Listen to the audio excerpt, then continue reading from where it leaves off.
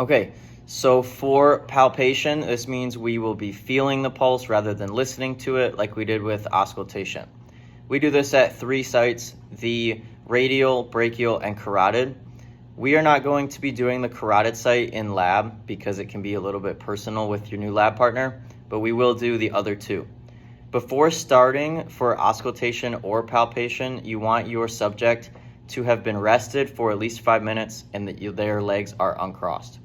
For our lab, they don't have to spend a full 5 minutes sitting. Just make sure they aren't up exercising or doing anything that's going to dramatically impact their heart rate. So the first site we're going to look at is the radial site. I'm going to find this on her thumb side of her forearm. I'll find the radius and then take my first 2 fingers just inside the bone, and I've got it right there. Make sure you put enough pressure to feel it. You won't hurt your partner. And everybody's going to be a little bit different, so some people will be more difficult to find than others. Just go around, try on a few different people to help with your practice. Once I find it, I'm going to use either the clock or a timer on my phone or my watch, and I'm always going to start at 0. So my count goes 0, 1, 2, etc. Going on to the brachial site, so her brachial artery is going to be right under the bicep on the medial side of her upper arm. This can make it a little bit difficult to find.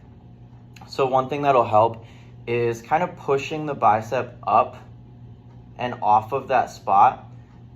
And this usually is good enough to find it right there. If going to the middle of the arm doesn't work, or you just prefer going to the elbow, this is also a good spot to find it. This is where we put the stethoscope for blood pressure. Right where this comes out of the bicep or out from under it. Again, I'm going to push it up just a little bit. And I've got it right there. Okay, so same idea with that one.